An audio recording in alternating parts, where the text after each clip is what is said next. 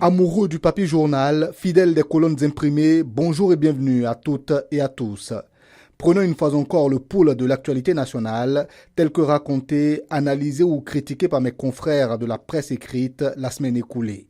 Le lundi, mes camarades de la plume et du papier, fidèles à leur mission d'éclaireur, ont scruté avec acuité la rencontre du chef de l'État avec le patronat du secteur privé. Sur ce sujet, le meilleur a titré en manchette « Patrice Talon mise sur un climat d'affaires inclusif ».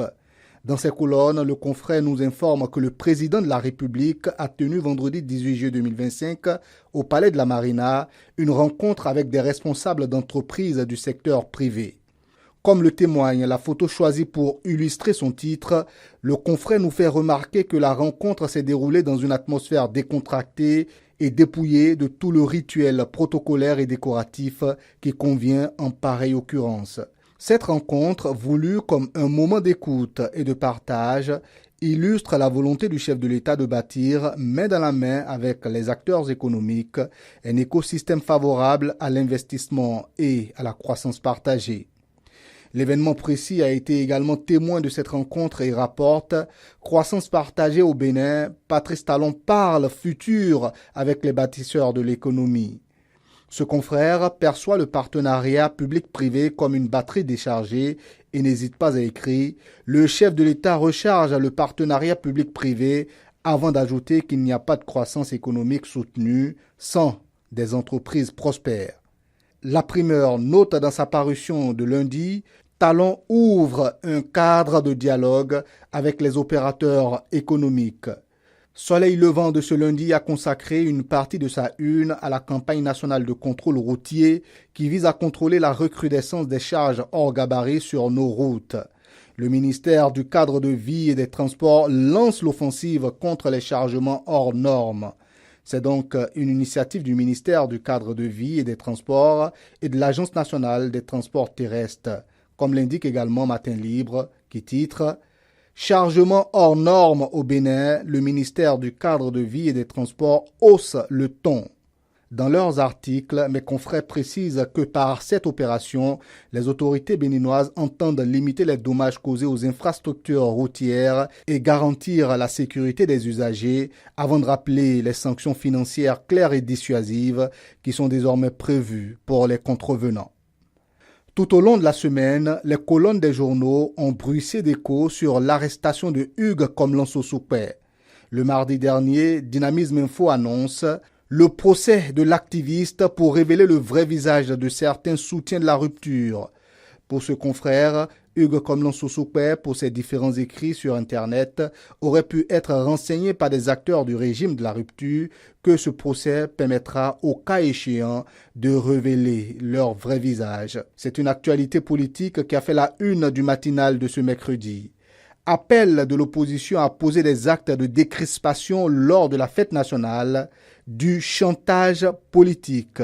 Le journal nous informe qu'une partie de l'opposition béninoise, réunie au sein du cadre de concertation des forces politiques de l'opposition, a donné de la voix le mardi 22 juillet 2025. Eugène Azatassou et les siens ont lancé un appel au chef de l'État.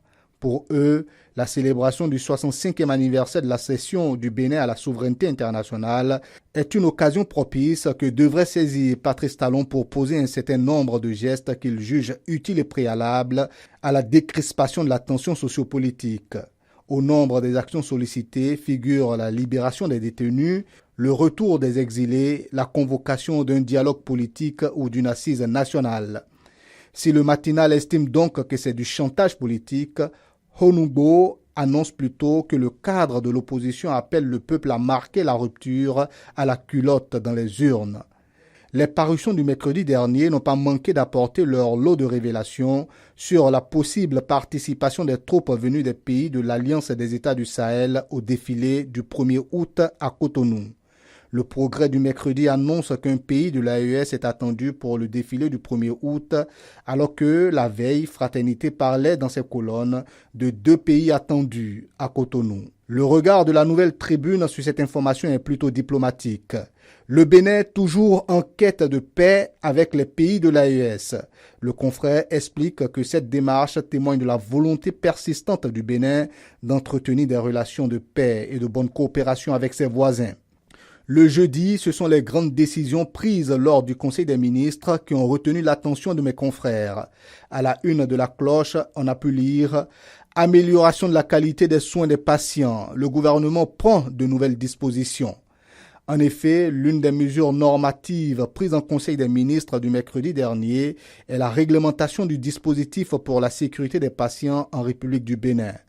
L'autre décision du Conseil des ministres qui a capté la plume de mes confrères ce jeudi est l'implantation d'une zone économique spéciale sur un domaine de 983 hectares identifié à Ilara dans la commune de Kétou. Décryptage Info met à sa une développement économique, bientôt une zone économique spéciale à Kétou. Par rapport à cette décision, la grille de lecture de l'emblème du jour est liée à l'intégration régionale et au développement local. Le journal affiche au bas de sa une du jeudi « Kétou se connecte au Nigeria ». Chacun y va donc de son appréciation. Le paraclet de ce vendredi pense que le pays se dirige vers une relance des liens économiques à grande échelle avec le Nigeria. C'est une information relative aux élections générales de 2026 qui a suscité l'intérêt de l'informateur qui s'exclame à sa une. Retrait des parrainages reportés. Prévu pour démarrer le vendredi 25 juillet 2025, le retrait des fiches de parrainage par les députés et maires pour parrainer justement les duos de candidats à la présidentielle de 2026 a été reporté par la Sénat à une date ultérieure, nous apprend l'informateur. Les 4 vérités de ce vendredi relaient aussi à sa une information venue de la Sénat. Élection générale de 2026, communale, législative et présidentielle, la Sénat fixe les candidats. Le journal nous apprend dans ses colonnes que la Commission électorale nationale autonome a rendu publique ce jeudi 24 juillet 2025 la liste officielle des pièces constitutives des dossiers de déclaration de candidature pour les élections législatives et communales prévues en 2026 au Bénin. Ainsi s'achève notre tour d'horizon des faits marquants de la semaine. Les journaux ont parlé et nous les avons écoutés. Je vous donne rendez-vous donc dans 7 jours pour passer au crible de nouvelles informations à la une de la presse, car l'actualité ne s'arrête jamais.